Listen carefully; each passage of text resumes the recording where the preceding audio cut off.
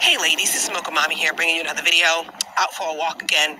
But just really wanted to talk to you guys about, I'm not at 900 subscribers, but I really just want to respond to just a thread of comments that I've been getting underneath, particularly my dating videos. And that's basically coming from the perspective of a mentor of young adults, but also as a mother. A lot of you guys are saying that you don't have a lot of dating experience. You feel very sheltered. You have mothers who are very against just going out and exploring and experimenting, just to know what you like and to learn your boundaries. But at the same time, they shame you for not being married. I really do get that, and I really do understand that. And so I definitely want to kind of give you guys my mindset as a mentor and as a mother, okay? A few instances are coming up, and there's some politics that are kind of going around. One of it is like woke culture, okay? I live in Austin, Texas, and this is a pretty woke city, you know? I'm putting that in air quotes. All right, so you have a lot of Californians kind of coming in, and they're really definitely changing the culture. This is a very young city. The average Austinite is only 33 years old. It's a very young city, so you definitely have like a lot of young culture. And if you look at Texas, which is a pretty conservative state, Austin, Dallas, and now Houston possibly would be like the blueberries in the tomato soup, right? The liberal city in the midst of all this conservative agendas. So what you have happening is a lot of Texas old money. I'm talking like your oil families, right? A lot of your generational rancher families. In a place where everybody's about clean energy and being a vegan, they're trying hard to appear woke. They're trying to appeal to young people. And one of the ways they do that is to build alliances with young Black women. Okay, I would see this a lot with my community college students who would go off to four-year colleges. A lot of these heirs and heiresses to the oil thrones would want to all of a sudden kind of be friends with them or accept them in their social group. Some of these wealthy ranchers would want to date Black girls for the seemingly appearance of them being woke and being accepted into woke culture, because you'll have a protest on campus talking about stop the drilling. And can you imagine what that must feel like for somebody whose tuition is being paid and a library being built and offer some oil money that got you there? So they're trying to appear really woke, super woke. You know, so what would I tell young Black women in those situations? I know tokenism is fundamentally wrong. Fundamentally, I know tokenism is wrong. But at the same time, if you're being invited to some oil baron's dad's country club, I would take advantage of that opportunity. Straight up. I would not tell you to stand on some ideological soapbox at the expense of your career or at the expense of some kind of opportunity to network. I would not tell you to do that. I would say tokenism is fundamentally wrong. So if you want to stand on that ideological soapbox, you have my support. But if you want to take advantage of the opportunity that's being presented to you, you know, to be introduced to members of the Rotary Club or the Lions Club that are giving scholarships, and you have a personal connection to them, and you have their email address or social media, I would totally take advantage of that opportunity, because that ideological soapbox is not going to pay your student loans back at the end of the day. And I'm all about the debt-free degree. That's what I would say. I would say that to a young Black woman who I mentored, who was one of my students, who was doing clinical rotations with me. I would say that to her.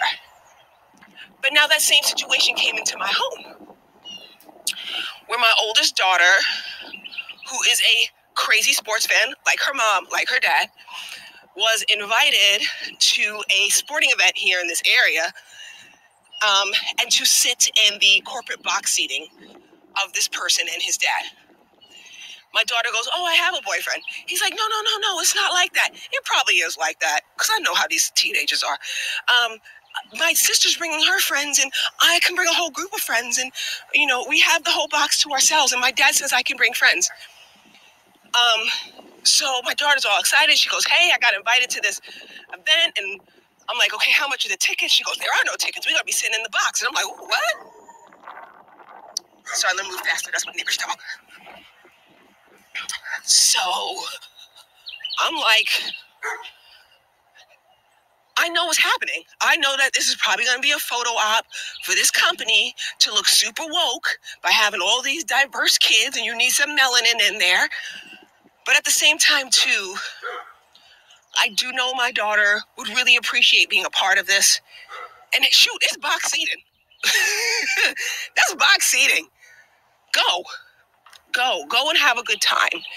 But yeah, I have feelings about it. I have feelings about it because it's my daughter. I'm going to tell her the same thing that I told you, but I do have feelings about it. I have feelings about that. I'm like, I know exactly what's going on here. And I did explain that to her. But at the same time, I said, exchange social media with all these people in the box, because these are going to probably be kids who will have access to things that you might not have access to. So, yeah, it's hard as a parent. Do you guys remember maybe like 1 or 2 years back, that April Mason thing? Remember that? The April Mason thing when they were talking about you can't get protection and you're not worthy of protection and this and this and that. Do you guys remember that a while back? So there's a hospital system, right? It is not known for hiring Black nurses and allied health professionals. It is not known that they do that. But for some reason, their corporate recruiting office reached out to the school that I was affiliated with, because they know that we had a large percentage of Black nurses, and they were just looking to get positions filled, basically. This was a few years back, around that April Mason thing.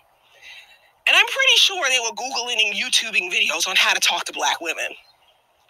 I'm sure, because when he was saying that, when the guy from Human Resources came and was talking to a lot of these young students who were on the cusp of graduating, oh, your safety is a top priority, and we really want to protect our employees. We have well-lit parking lots for those of you who work after hours, and 24-hour security, and because we prioritize your safety, your protection is important, or some stuff like that. I'm like, ooh, I know this dude, where he been. He done tried to YouTube on how to get Black women to come to this hospital system. he probably did. And I was like, a lot of us knew what was going on. A lot of us, the Black women in the program, we knew what was going on. But at the same time, with the relocation bonuses they were offering, my sorority sister I told you guys about, Miss Rhonda, who kind of was helping with a lot of the budgeting, with that relocation bonus that they were giving, and the cost of, and the rent specials that were running around those adjacent apartment buildings, you were talking about after 90 days, they would be able to recoup the rent that they had spent to move there. Because the relocation bonuses usually get, after 90 days of satisfactory performance, you would get the bonus, right? So that's basically like 3 months of rent you are able to put in the bank now. Not to mention, it was an excellent school system.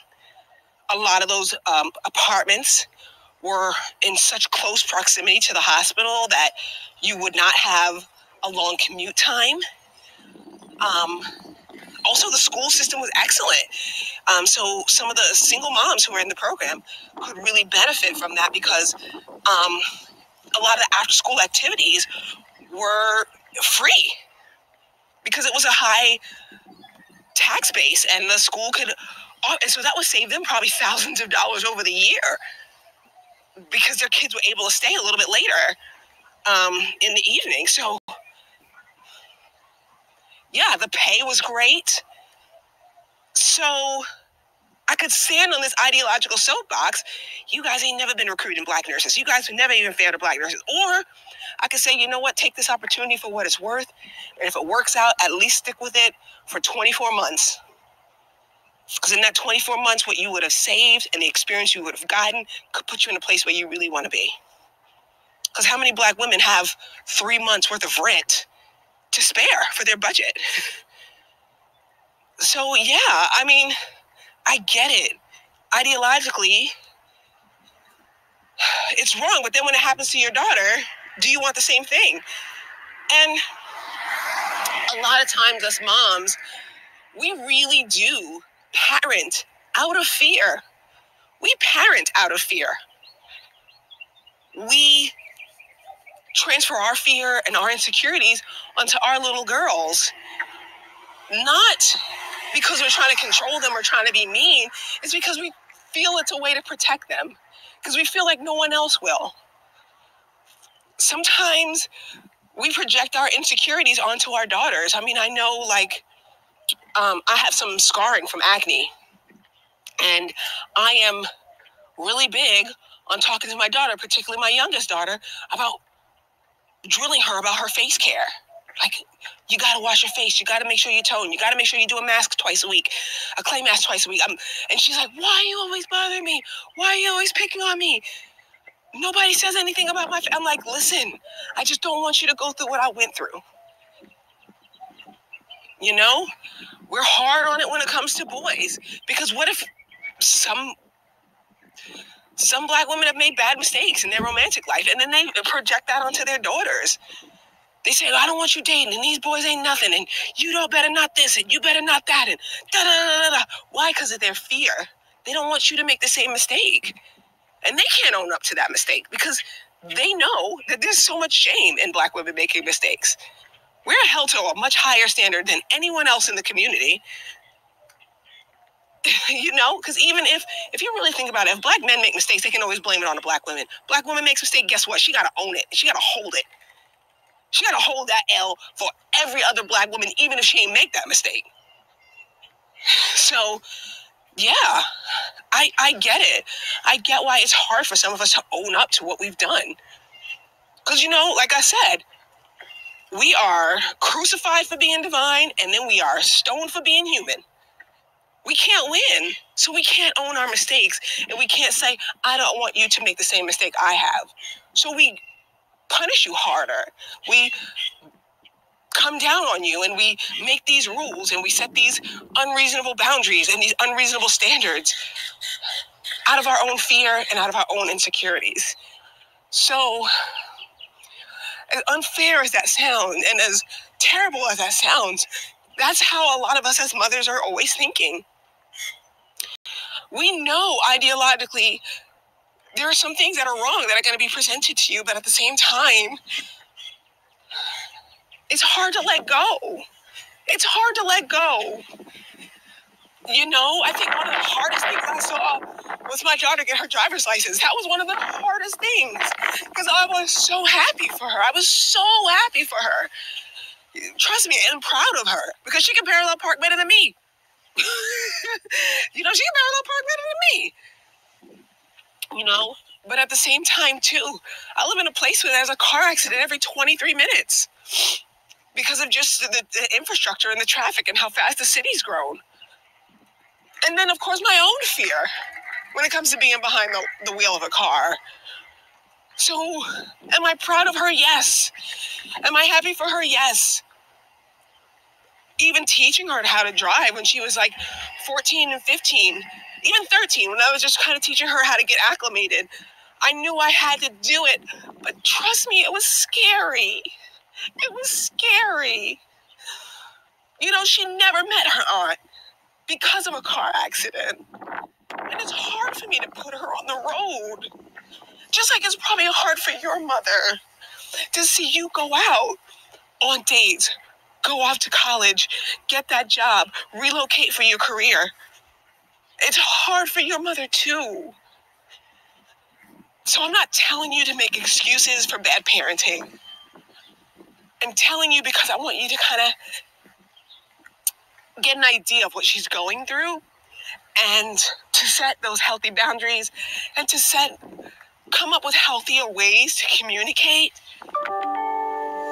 to them so that they can have less apprehension and fear. Because I'll be honest with you, you're never going to take it away.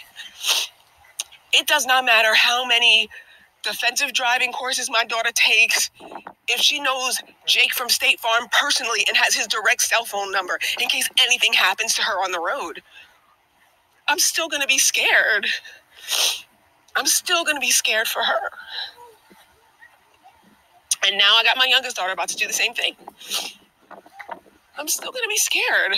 And I know I can't let that fear govern my life, and I can't let it govern hers.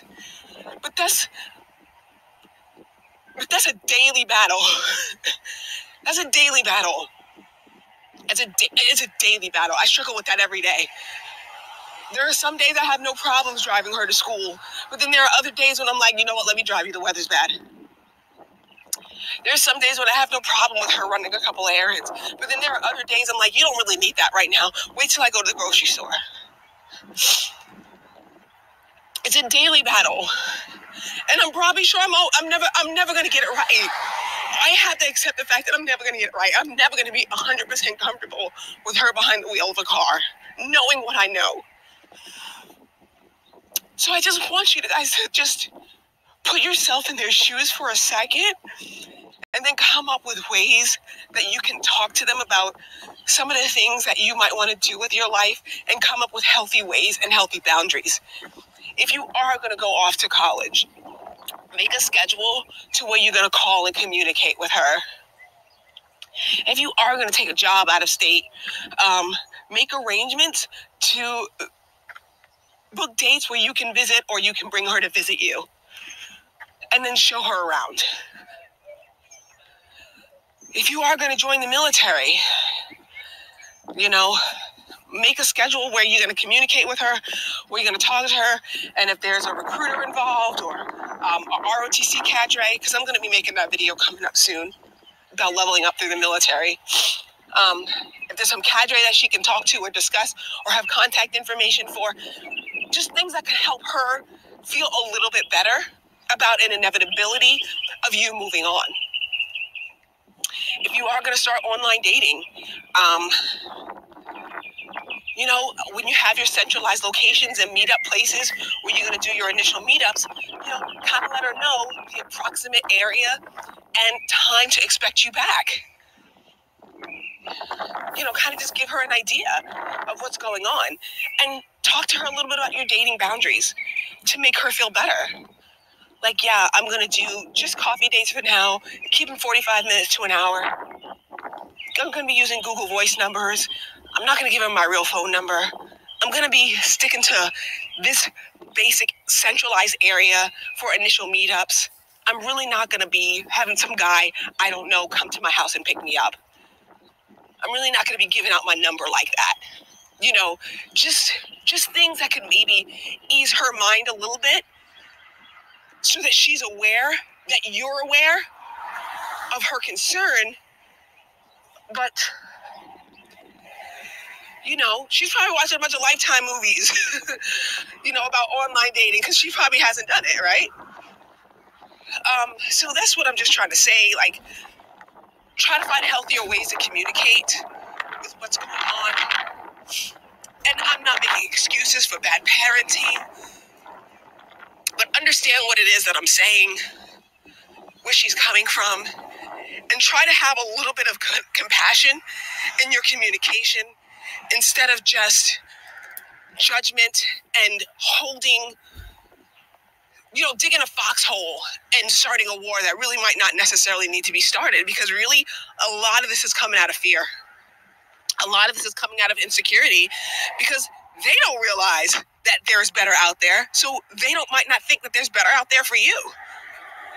Some of you guys who are writing me and giving me comments, you guys are bagging some high quality career men. I mean, engineers and um, high-end banking professionals, and y'all out here, guys in IT, and come on, y'all. High-ranking military officials and defense contractors, y'all out here doing the damn thing.